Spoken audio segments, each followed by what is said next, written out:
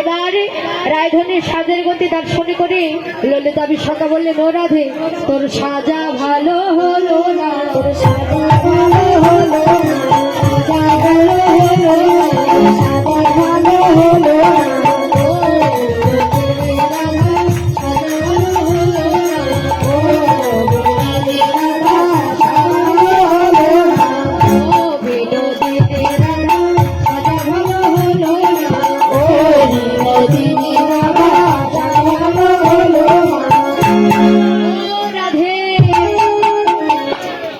রাধে গো, তুই যেমন করে সেজেছিস এই সাজে তো গোবিন্দ পাওয়া যাবে না। কেন? ওই যে মা, ফুলের মালা তো মাথায় পরে, কেউ কখনো পায়ে বাঁধে বলুন তো? কিন্তু রাধে শ্যাম দর্শনে যাবে বলে এবার ফুলের মালা পায়ে বাঁধছে। আর কি করেছে রাধে? রাধে নয়নের কাজল চরণে পড়েছে, আর চরণের আলতা নয়নে পড়েছে। এমন করে সাজলে কি কাউকে ভালো লাগে?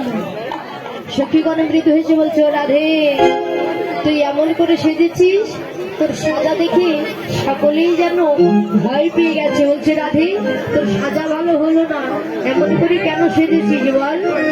তাই তো এবার রায়ধনী সেজে বসে আছে, এদিকে শ্যামের বাঁশিও বাজছে না।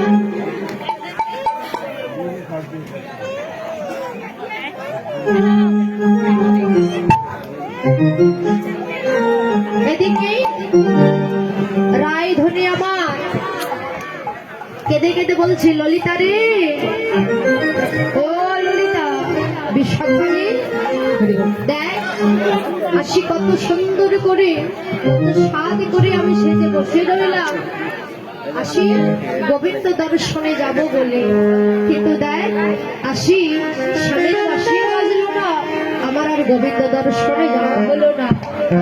ললিতা রে, আমার মনে হয় সেবার গোবিন্দ সেবা